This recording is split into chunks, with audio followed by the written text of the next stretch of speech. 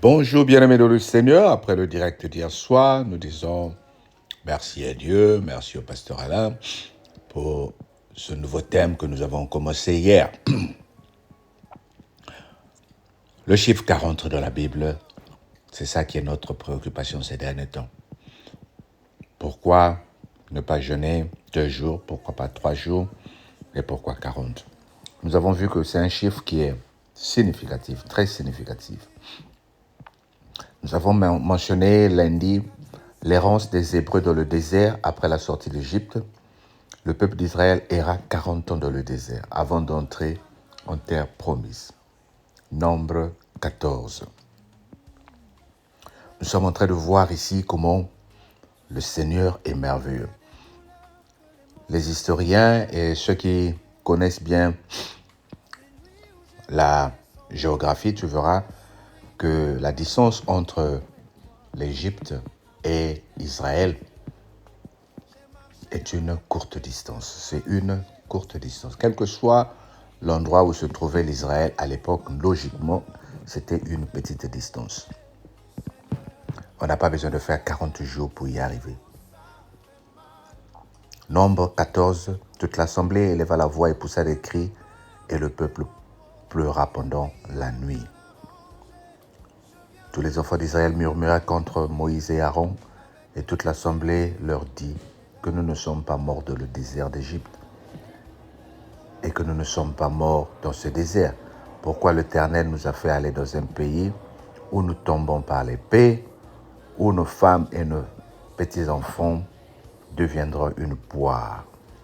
Une proie. Ne veut-il pas mieux pour nous retourner en Égypte?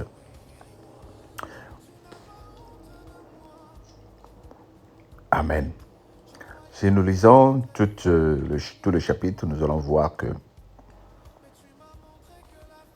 Dieu les a fait traverser ce désert et ils sont restés pendant 40 jours. Prends le temps de lire les Écritures et tu comprendras comment le Seigneur est merveilleux. Pourquoi? Nous avons dit que les 40 jours représentent la transition, la transformation devant un Dieu inconnu que eux ils ne connaissaient pas, que leur père Abraham a eu à faire alliance, mais eux ils ne connaissaient pas ce Dieu. Ils sont restés dans le pays d'Égypte où ils ont adoré où ils ont adoré des dieux, des petits dieux, des dieux des statues, des dieux de la lune, dieux des eaux. Maintenant, le Seigneur les amène vers la terre promise où il voudra que le peuple se consacre à lui. Alors, il veut les faire oublier d'abord leur tradition. Il veut les faire oublier d'abord leur petit Dieu. C'est la même chose avec toi et moi. Le Seigneur te prépare d'abord avant que tu rentres dans la nouvelle alliance. Voilà pourquoi il te donne ces 40 jours pour brûler les besoins de ton corps, pour brûler les besoins de ton esprit, pour brûler les besoins de ton âme. Et le Seigneur veut que toi, tu sois beaucoup plus concentré à ce qu'il veut que tu comprennes. Les Écritures, la foi, les choses spirituelles. Voilà pourquoi il est dit, nous sommes en train de vivre une année de croissance spirituelle, de discipline spirituelle. Le Seigneur veut te transformer, bien-aimé. Il y a une situation pour laquelle tu pries qui n'arrive pas. Le Seigneur veut te transformer. Il y a une condition dans laquelle tu te retrouvais qui ne libère pas ton corps. Le Seigneur veut te transformer. Pendant ces 40 jours, tu vas prier, lire la Bible, avoir des moments d'intimité parce que Dieu veut te parler à toi seul. Le Seigneur va nous parler en groupe, mais il va te parler individuellement. Il fait errer le peuple d'Israël dans le désert pour les permettre d'oublier. Et le peuple murmura. Il dit, mais quel est ce Dieu-là? Mais le Seigneur n'a pas été arrêté par les murmures des enfants d'Israël. Le chiffre de 40, comme j'ai dit, symbolise une période d'épreuve et de purification. Les 40 années dans le désert et les 40 jours de jeûne témoignent une mise à l'épreuve d'une purification du peuple et des élus envie d'un renouvellement. C'est un temps de préparation. Avant chaque mission ou une étape importante, la période de 40 jours ou une année préparée est pour le Seigneur une période d'élévation, une période où il te prépare à la mission. Une période où il te prépare au renouvellement et à la conversion. Le Seigneur a un plan particulier pour toi et pour moi. Voilà pourquoi je t'encourage, bien-aimé, à t'accrocher, à ne pas baisser les bras, à ne pas abandonner, mais à suivre ce que le Seigneur a prévu pour toi. Amen. Seigneur, merci. Maintenant, je comprends pourquoi certaines choses durent, pourquoi certaines choses tardent. C'est parce que tu me prépares à m'écarter de ce qui est ancien afin de vivre le nouveau. Bénis et transforme-moi au nom de Jésus. Amen. Écoute, sois béni, bien-aimé. Mercredi aujourd'hui, nous avons commencé le jeûne. Ce soir, nous allons nous retrouver pour commencer les moments de prière de tous les jours. 22h heure de France. Nous allons prier pendant 1 heure. Et nous t'encourageons tous les jours à 5h du matin, heure de ton pays, à te réveiller et de prier pendant 1 heure. La gloire du Seigneur est devant ta porte. Sois béni au nom de Jésus. Amen. Seigneur, tu connais les endroits que je ne montre à personne, les blessures derrière mon sourire, les cicatrices que même les chants n'arrivent pas à cacher. Là où j'ai douleur, pose ta main. Yahweh, viens guérir. Même si je ne le dis pas, tu sais, il y a des douleurs que les mots ne savent pas expliquer. Des nuits où j'ai pleuré sans voix, des jours où j'ai souri pour ne pas inquiéter. Mais toi, tu voyais les tempêtes derrière mes yeux. J'ai marché avec des blessures cachées. J'ai dansé avec un cœur brisé. J'ai chanté tout va bien alors que tout s'effondrait. Seigneur, toi seul sais où ça fait mal. Tu sais, tu vois, tu comprends. Je ne viens pas avec des grands mots, ni des prières bien arrangées. Je viens juste comme je suis, avec mes fissures et mes larmes. Là où j'ai douleur, pose ta main. Pose ta main. Oh. Là où mon cœur tremble, pose ta main. Pose ta main. Là où j'ai pleuré seul, j'ai pleuré seul. Pose ta main. Yahweh, Yahweh, guéris-moi. Yahweh, Yahweh, guéris-moi. Tu n'as pas honte de moi.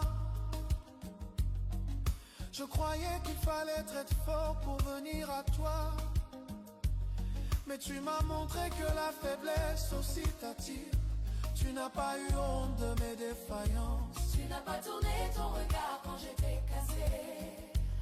Tu es entré doucement, Sans bruit, sans reproche.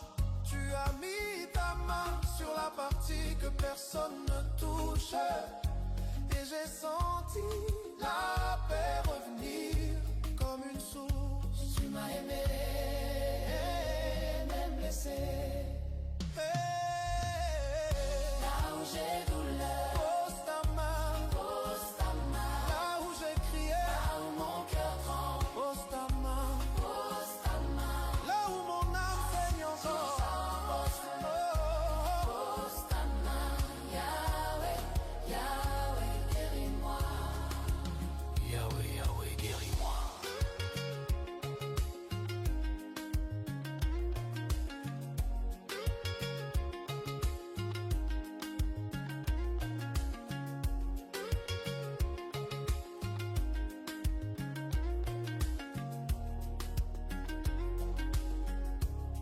Écoute.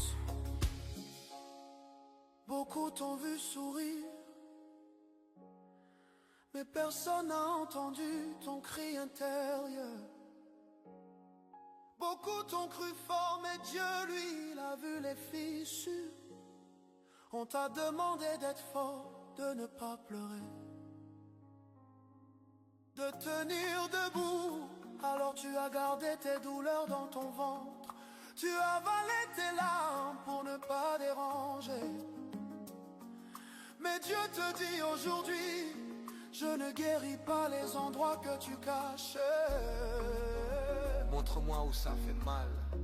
Oui, montre-lui. Montre-lui le coin de ton cœur où tu as enterré la trahison. Montre-lui. Montre-lui la blessure du rejet. Montre-lui la douleur des promesses brisées. Montre-lui. Montre-lui les nuits où tu as voulu abandonner. Écoute encore, tu n'es pas faible parce que tu pleures. Tu es vivant. Les larmes, Ce n'est pas la honte, les larmes. c'est la guérison qui commence. Alors maintenant ouvre ton cœur et dis très doucement.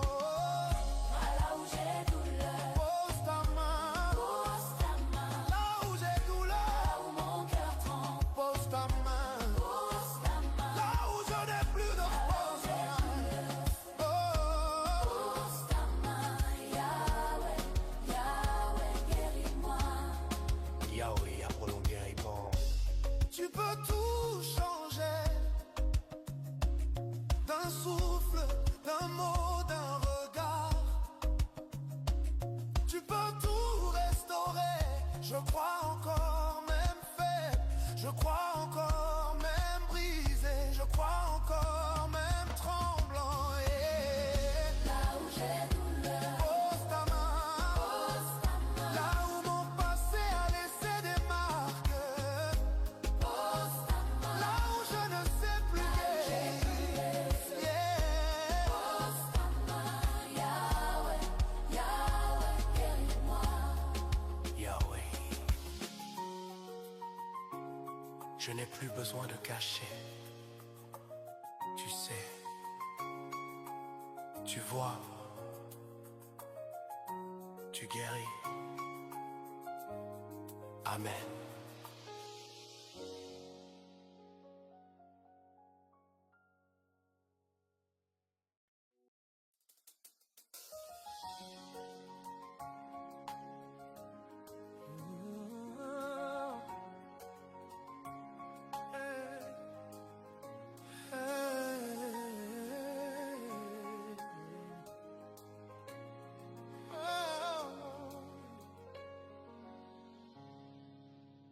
Seigneur, tu connais les endroits que je ne montre à personne, les blessures derrière mon sourire, les cicatrices que même les chants n'arrivent pas à cacher. Là où j'ai douleur, pose ta main.